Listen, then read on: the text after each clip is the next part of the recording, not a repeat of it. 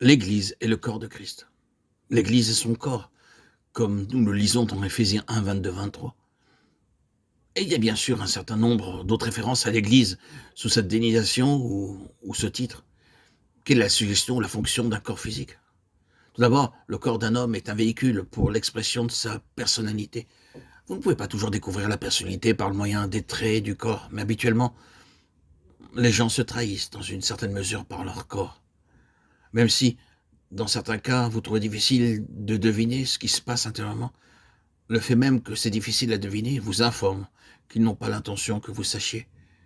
Et vous les avez devinés. Nous ne pouvons pas facilement échapper au fait que, soit par un geste, un regard, une expression, ou de bien d'autres façons, nous nous trahissons par notre corps.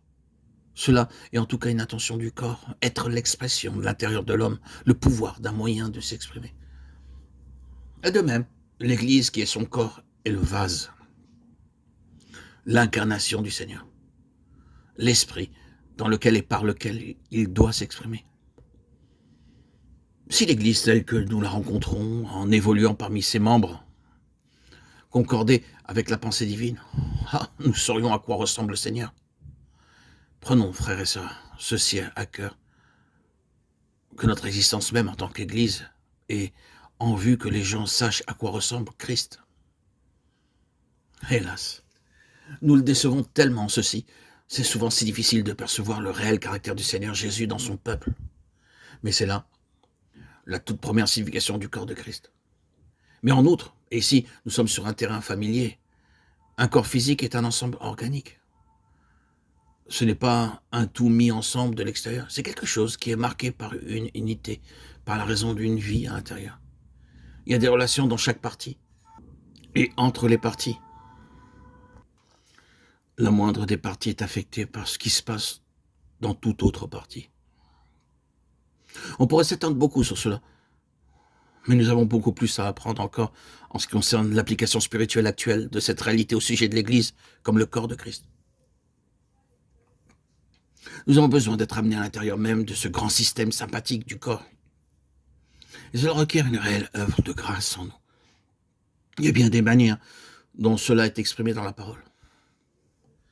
Nous devons nous souvenir des prisonniers comme si nous étions aussi prisonniers de ceux qui sont maltraités, comme étant aussi nous-mêmes dans un corps, Hébreux 13.3. C'est-à-dire, nous devons entrer dans leur situation par l'esprit. C'est un ensemble organique.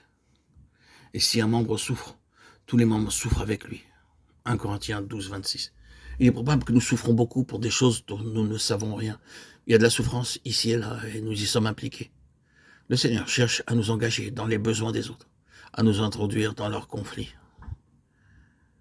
Mais que nous saisissions ou non cette vérité, que nous y soyons sensibles ou non, et que nous la comprenions ou non, c'est un fait de Dieu qu'il en est ainsi. Les croyants d'un lieu sont dépendants des croyants d'un autre lieu. Ils sont affectés. C'est comme un tout. Il y a un système nerveux sympathique qui traverse tout le corps. Si seulement, frères et sœurs en Christ, bien-aimés, vous et moi devenions réellement plus sensibles spirituellement, l'expression du corps serait beaucoup plus parfaite. Notre état de mort, notre insensibilité, notre manque de réelle sensibilité spirituelle a pour résultat qu'il y a plus de souffrance, plus de pertes qu'il n'est nécessaire d'avoir. Si seulement nous pouvions, non pas de façon mécanique, ni par information, mais sur le principe du corps, être mis en mouvement dans une sympathie, une coopération universelle avec le peuple de Dieu. Notre mise en mouvement est si souvent mécanique. Nous devons lire ou entendre le rapport de l'être, recevoir d'une façon ou d'une autre une information en vue d'être stimulés à prier dans une certaine mesure. Mais je crois que ces moyens étant complètement mis à part, si nous étions réellement dans l'esprit, celui-ci disposerait sur nos cœurs des fardeaux en faveur de personnes. Ne pensez-vous pas que c'est une question que nous devrions continuellement apporter devant le Seigneur? Seigneur, il y a quelqu'un qui est en prière aujourd'hui pour quelque sujet. Est-il possible que je sois la réponse à leur prière? Si oui, Seigneur, montre-moi. Conduis-moi, Seigneur. Place cela sur moi. Voilà, frères et sœurs en Christ bien-aimés, la liaison, la sensibilité spirituelle. Voilà ici l'unité du corps. C'est une grande vocation.